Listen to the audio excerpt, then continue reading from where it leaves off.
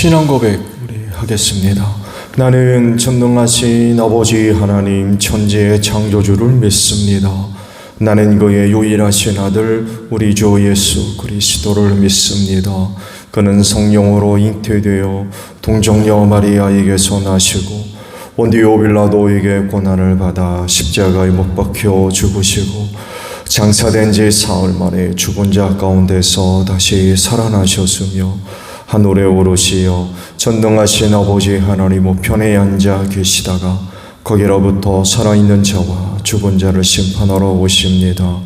나는 성령을 믿으며 거룩한 공교회와 성도의 교제와 죄를 용서받는 것과 몸의 부활과 영생을 믿습니다. 아멘. 262장 우리 찬송하고 말씀을 봅니다.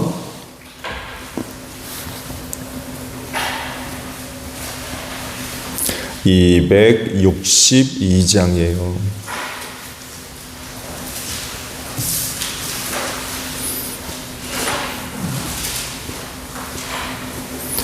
날 구원하신 예수님 영원히 찬송하겠네. 저 죄인 어서 주께 와 죄 사유하심 받으라. 구하라 주실 것이요 찾으라 얻을 것이라. 죄 중에 상한 영혼을 주 온전하게 하시네. 주 우리 죄로 인하여 피 흘려 죽으셨으니 주밖에 없는 사랑을 만 백성 알게 전하세. 주 예수 사랑 못 잊어 나 항상 눈물 흘리네. 이 세상 어디 가든지 나 주만 생각합니다. 목마른 자의 세매와 영생의 물을 마시라. 내 주를 사랑한데도 늘 맘에 부족하도다.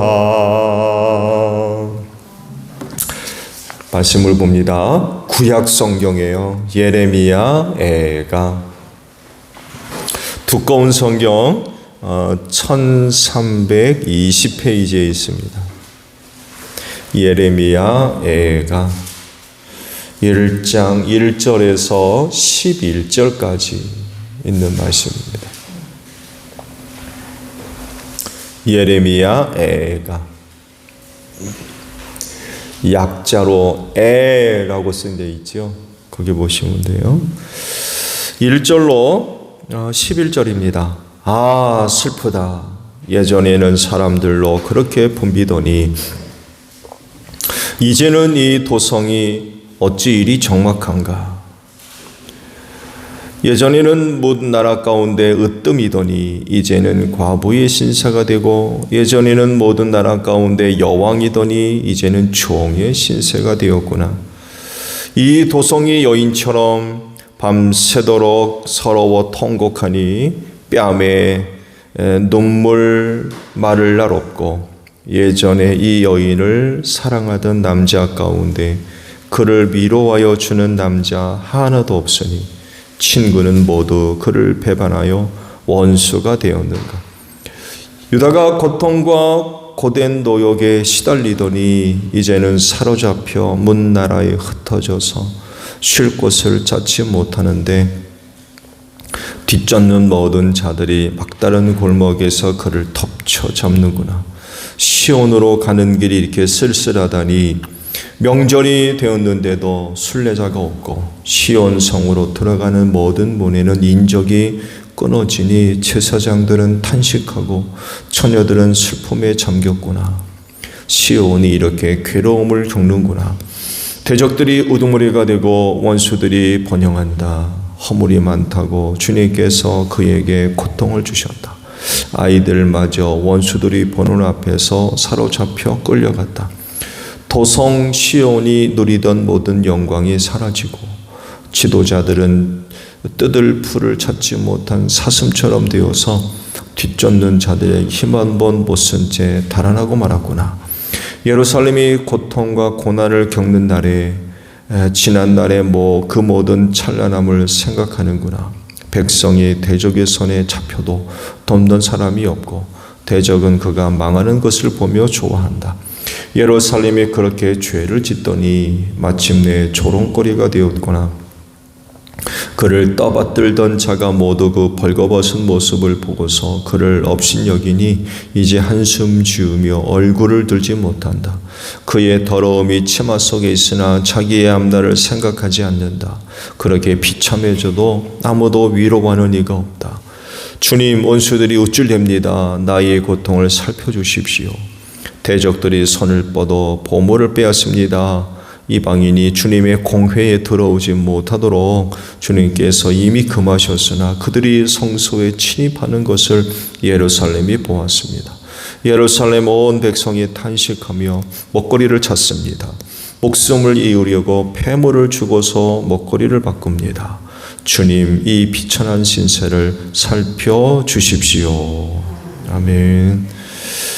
오늘은요 8절 상반절의 말씀입니다. 예루살렘이 그렇게 죄를 짓더니 마침내 조롱거리가 되었구나 라는 말씀이에요. 먼저 예레미야 애가의 말씀의 배경을 말씀드리면, 예레미야는 제사장 가문 힐기야의 아들로 출생을 했죠. 그래서 제사장은 혈통을 이어 그 후손들이 제사장을 이어갔죠. 그래서 예레미야는 제사장 출신의 선지자입니다. 그가 태어난 시기는 유다 역사상 가장 악한 왕 므낫세 통치 기간에 출생을 했고요. 또 선지자로 소명을 받았을 때는 요시야 왕 때 선지자로 소명을 받았습니다. 아시듯이 요시야 왕 때 신앙개혁이 아주 활발하게 일어났었죠. 이 요시야 왕 때 기간을 생각해 본다 그러면 남유다가 하나님의 심판으로 치닫고 있는 때에 주어진 마지막 기회였어요. 마지막 기회. 그 요시야 왕 때 신앙 개혁이 성공적으로 잘 이루어져서 야훼 신앙을 새롭게 하는 그런 그 계기가 됐다고 하면 아마 남유다의 운명이 달라졌을지도 몰라요. 근데 그 마지막 기회가 그만 허망하게 날아갔고 결국 하나님의 심판을 이미 오래전부터 예고됐었기 때문에 아마 하나님께서 그렇게 이제 이끌어 주신 것 같은데, 애굽의 느고가 바벨론 제국의 남하를 막기 위해서 군대를 일으켜서 이제 올라왔죠. 그러면서 이제 남유다에게 좀 비켜다고, 우리가 그곳을 지나갈 테니까 좀 비켜다고. 근데 이걸 허락할 수가 없어서 무기또로 이제 원정을 나갔다가 그만 전쟁터에서 아깝게 전사를 하죠.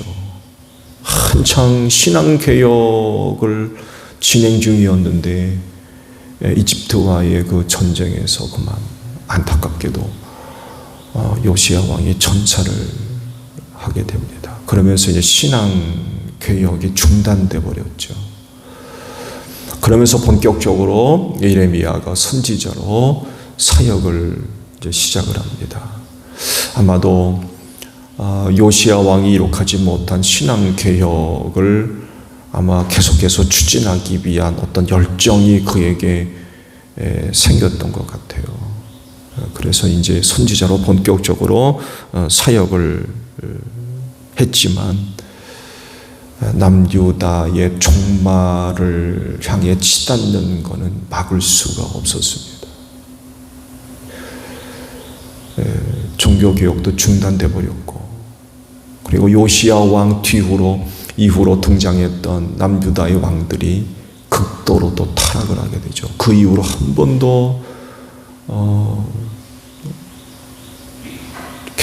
왕이 개인적으로 야훼 신앙을 가졌던 인물이 하나도 없습니다.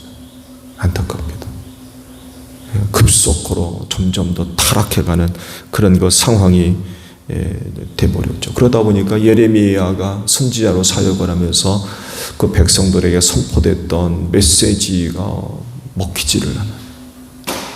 듣는 이가 없는 거예요. 청종하는 이가 없는 거죠. 회개하고 돌아와라. 그래야 너희가 산다. 아무리 회개를 촉구하고 해도 듣는 사람이 없어서 오히려 그런 말을 한다고 싫어하고 비호하고 핍박하고, 그래서 예레미야의 한 50여 년의 선지자 생활이 굉장히 고달팠습니다. 굉장히 힘들었어요. 왜냐하면 말씀드린 대로 듣는 이가 없어요. 아무리 외쳐도 다 듣는 이가 없어요. 오히려 그런 말을 한다고 싫어하고 미워하고 핍박하고 위협하고 협박하고, 그런 상황 가운데 그 부름 받아서 선포되는 말씀이 무슨 말씀이 있습니까? 너희 잘 될 거다, 축복받을 거다, 성공할 거다, 잘 될 거다, 그런 메시지겠습니까? 전혀 그렇지 않죠. 너희 망한다. 너희 데려가다가 너희 망한다. 하나님의 심판을 받아서 너희 망한다. 이런 메시지를 하니 왕들이 좋아하겠습니까? 그렇잖아요. 왕들이 좋아하겠어요? 잘 된다고 그래야 좋아하지. 선지자라는 사람이 나타나가지고는 망한다고 그러니 좋아할 사람이 어딨니? 그러니까 예레미야 사역 기간 내내 그는 매국노였어요. 매국노. 그런 말을 하니까 이건 그래서 예레미야 선지의 사역 내내 굉장히 큰 그런 그 어려운 일을 겪었습니다. 한결같이 왕을 비롯해서 백성들의 죄악을 지적하고 책망하고 회개를 촉구하고, 그러니 달게 들어야 되는데 그러지를 못했어요. 듣는 이가 없었던 거죠. 예레미야를 더욱더 슬프게 이제 했던 것들은 결국 그 자기에게 임한 그 메시지가 먹히지를 않았다는 것, 열매가 나타나지 않는 것, 회개해야 된다고 그렇게 외쳐도 회개가 안 되니까 이건 안타까운 거죠. 회개하고 하나님께로 돌아와야 남유다의 희망이 있는데 그렇게 보이는 게 없는 거예요. 그렇게 외쳐도 적용이 안 되는 거예요. 오히려 야훼 신앙을 버리고 우상 숭배에 빠지고 율법 버리고 타락한 생활하고, 결국 그의 예언대로, 그의 예언뿐만이 아니죠. 이스라엘 역사 말기에 등장했던 선지자를 통하여서 선포됐던 예언은 한결같이 이대로 가단 망한다. 하나님의 심판을 받아서 망할 거다. 결국 그렇게 돼서는 안 되는데 그 예언대로 저가 보는 앞에서 나라가 망해버리는 그런 현장을 생생하게 목격할 수밖에 없었던 거죠. 그러면서 지어진 게 애가입니다. 그래서 예레미야 선지자를 가리켜서 눈물의 예언자라고도 부르고 있죠.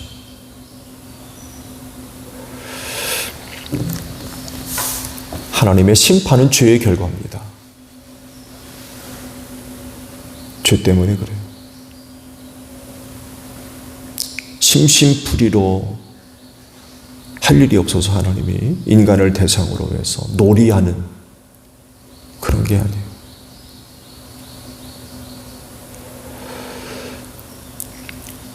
하나님은 죄를 징계하십니다. 심판하세요. 그렇기 때문에 죄가 있다고 하면 해결해야 되죠. 그리고 그 죄에 대한 결과는 책임져야 돼요.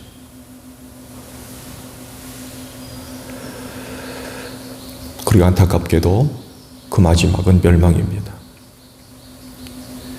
그래서 인간을 비롯해서 세상이 멸망할 수밖에 없는 이유, 그리고 멸망받는다고 하면, 또 받았다고 하면 그 이유는 죄 때문에 그래요. 죄 때문에. 그 단적인 예가 에덴 동산에서 드러나잖아요. 만약 하나님께서 죄에 대해서 무관심한 분이라고 하면 에덴 동산에서 안 쫓아냈죠. 죽음도 없고 그냥 그렇게 근데 의로우신 하나님, 공의로우신 하나님은 죄를 묵과하는 분이 아니고 반드시 그 책임을 물으시거든요. 그래서 심판을 받아서 멸망할 수밖에 없습니다. 그래서 그 죄로 인하여 하나님의 심판과 진노를 통해서 멸망당했다고 한다면 죄에 대해서 스스로 책임져야 됩니다. 그거 누구한테 전가시킬 수 없어요. 본인 스스로가 책임져야 됩니다. 근데 놀라운 건 하나님께서 그 죄가 용서받을 수 있는 길을 마련해 두셨다고 하는 거예요. 바로 예수님이십니다. 죄는 반드시 하나님의 심판을 초래하지만 그러나 하나님은 그거를 해결할 수 있는 길을 마련해 두셨어요. 예수를 보내신 거죠. 그를 믿으면 용서받게 하셨어요. 죄사함 얻게 하신 거죠. 왜냐하면 예수께서 그 죄를 대신해서 십자가에서 죽으셨기 때문에 그래요. 그 예수 믿으면 그 믿음을 보시고 하나님께서 죄를 사해 주시는, 구원해 주시는 은혜를 베풀어 주시는 거죠. 남유다가 결국 바벨론 제국에 의해서 망하고 말았어요. 솔로몬 사후 갈라지죠. 북이스라엘로, 그리고 남유다로. 그리고 북이스라엘은 처음부터 하나님의 약속을 받고 시작은 했지만 첫 걸음부터 타락했습니다. 그래서 일찍 망했고요. 아수르 제국에 의해서 일찍 망해서 완전히 흩어졌고요. 아시듯이 이주 정책을 폈거든요. 아수르 제국이. 그래서 북이스라엘 지역에 사는 그 이스라엘 사람들을 전부 흩어버렸습니다. 그리고는 그 땅에 이방인들이 들어와 산 거죠. 그러면서 그들 사이에 혼혈인이 생겼죠. 사마리아 사람들이 바로 그들입니다. 그러면서 이제 다시는 회복이 안 되죠. 다시는 회복이 안 됩니다. 근데 남유다는 그래도 끝까지 가죠. 왜냐하면 다윗에게 약속하신 것이 있었기 때문에 그래요. 그래서 북이스라엘과 함께 일찍 망했어야 되는데 다윗에게 약속하신 그 은혜가 있어서 그래도 참으시고 그러면서 선지자들을 그렇게 보내가지고 회개해라 기회를 주시는 거죠.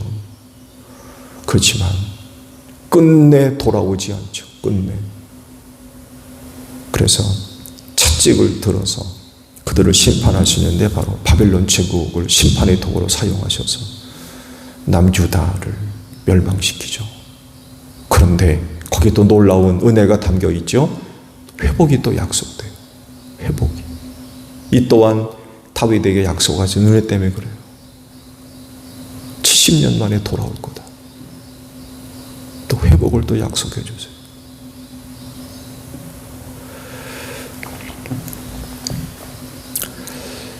남유다가 망한다고 하는 건 이미 오래전부터 예언됐던 그런 그 말씀이에요. 그래서 이제 선지자들을 계속 보내서 회개를 촉구하셨던 거죠. 그런데도 그들은 선지자들의 말을 듣지 않고 듣기 싫어하고 그런 그 악한 짓들을 많이 했죠.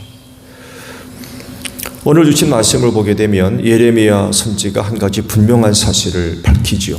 즉 예루살렘이 그렇게 죄를 짓더니 결국 망해버렸다 라고 얘기하십니다. 결국 망해버렸다. 죄 때문에. 그러니까 예루살렘이 남유다가 망할 수밖에 없는 근본적인 이유는 바로 그들의 죄였다는 것입니다. 그리고 선지자들이 바로 이 죄를 지적하고 책망하며 회개를 촉구했던 거죠. 왜냐하면 그렇게 해야 하나님께서 그 땅과 그 백성을 용서하시고 치료하시고 회복해 하시는 그런 그 은혜가 있었기 때문에 그래요. 기대하는 거 그거밖에 없었어요.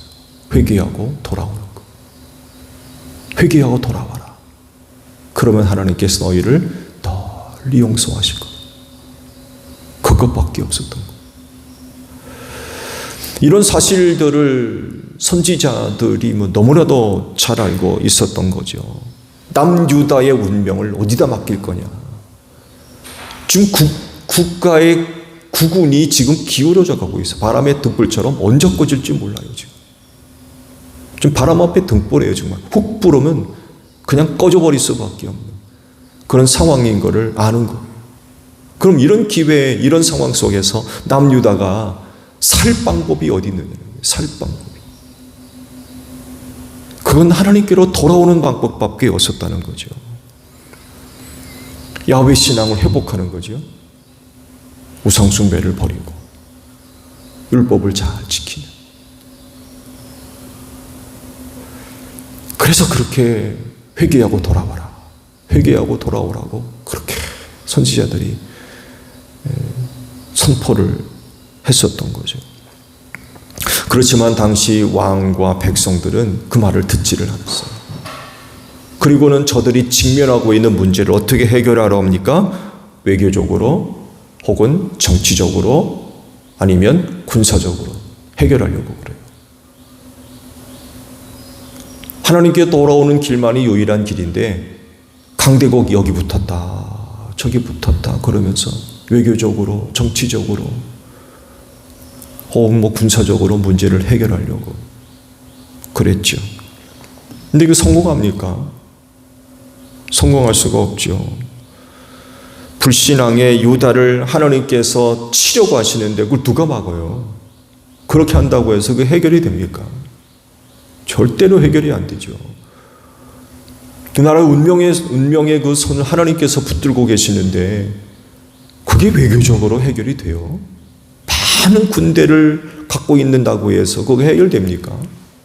저들의 운명을 하나님이 잡고 계시는데. 근데 이걸 선지자들이 잘 알고 있는 거예요. 그래서 그렇게 하나님께로 돌아오라고 했던 거죠. 근데 그거를 끝내 하지 않습니다. 몰랐느냐? 몰랐다고 할 수 없죠. 오랫동안 예언자들이 파송받아서 회개를 촉구하고 하나님께로 돌아오라고 외쳤는데 몰랐다는 건 그건 말이 안 되는 거지. 무시한 거죠. 하나님의 말씀을 무시했던 거. 듣지를 않았어요. 그리고 그 결과는 참혹한 거였습니다. 비참한 일들이 벌어졌어요.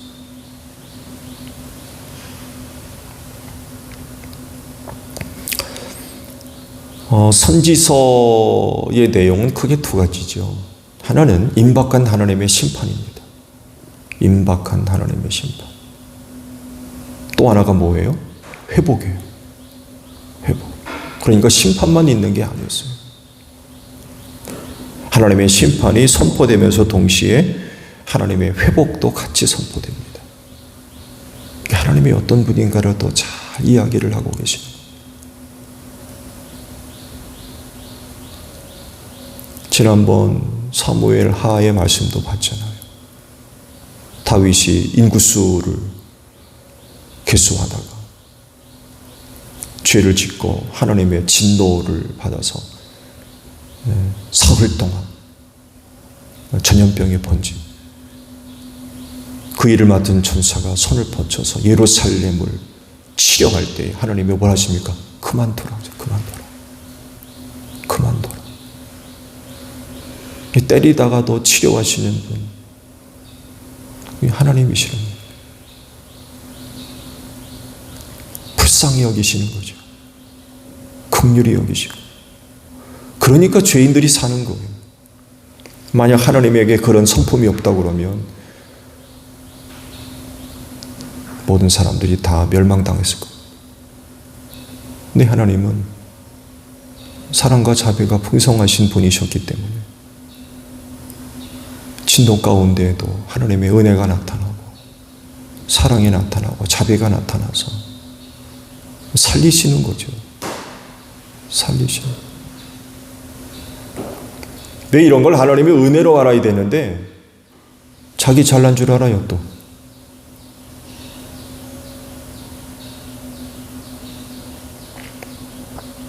죄로 인하여 하나님의 진노와 심판을 받지만 영원한 게 아니라는 거예요. 말씀드린 대로 그게 만약에 영원한 것이라고 그러면 살짝 어디 있겠습니까? 영원히 그것으로 끝나는 것이 아니라 회복이 있다는 것입니다. 그래서 하나님의 진노와 심판 중에도 희망을 심어줬어요.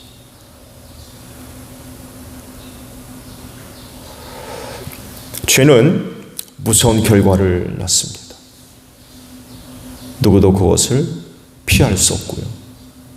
그렇기 때문에 반드시 죄라고 하면 해결되어야 됩니다. 그리고 아직 기회가 남아있을 때 기회 놓치지 말아야 돼요. 아직이라고 하는 기회가 있을 때 그 기회 놓치지 말아야 돼요.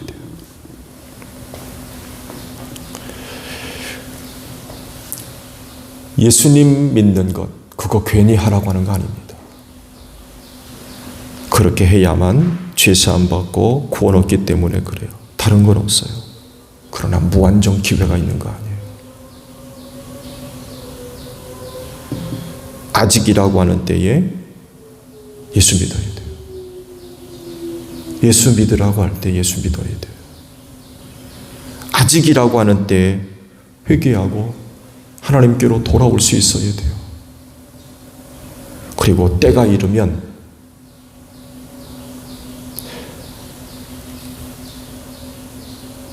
그들은 구원받을 것입니다.